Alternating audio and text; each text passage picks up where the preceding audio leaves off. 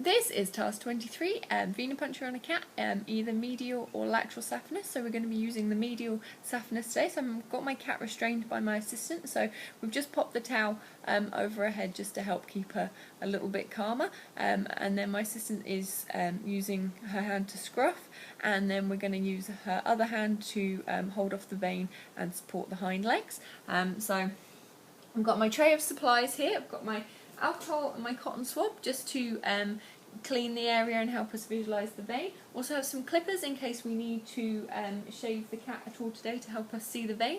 I have my heparinized blood tube for the collection and a pen to label the tube with the cat's details. And I also have my syringe. This is a 1 ml syringe with a 25 gauge needle, which is a nice size to collect the amount of blood that we need today.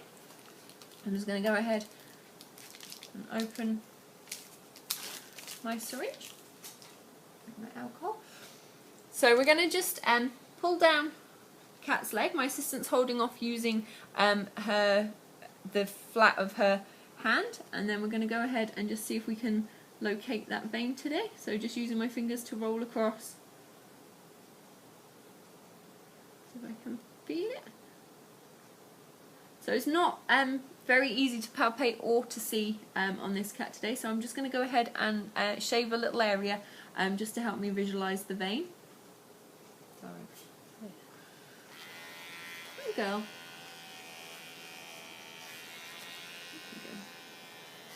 So we don't need to shave too big an area, just to help me visualise that vein today.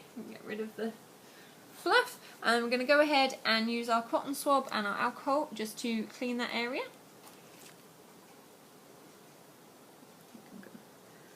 Alright, so having shaved that leg, we can see we've got a really nice vein for us to hit today. So just palpating just to check the location. Go ahead, remove the cap from my needle, making sure that my bevel is facing up. I'm going to take hold of the cat's leg. I'm going to use my thumb just to stop that vein from rolling. I'm going to go ahead and make the venipuncture. Okay, so I've got the little flash of blood there in my needle hub. I'm going to go ahead and pull back. And then a little bit slow on the blood draw. It sometimes helps if you just pump the cat's leg just to help the blood flow. Okay, I've got my 1/2 ml there, so I'm going to go ahead and just relax on the plunger. I'm going to put my thumb over the needle while I pull the syringe out, and then just get my assistant just to hold that off for me. That's just to prevent a hematoma from forming or any blood getting on the cat.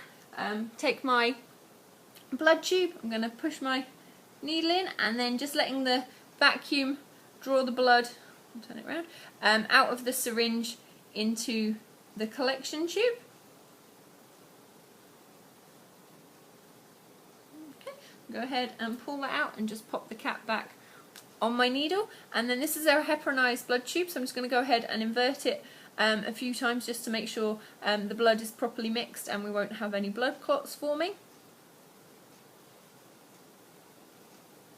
I'm going to take my pen, I'm going to label the tube with our cat's name, today's date, and then we're actually going to be doing a feline leukemia test, so I'm just going to pop that on the tube as well, so everybody's aware which patient it is and which test we're doing.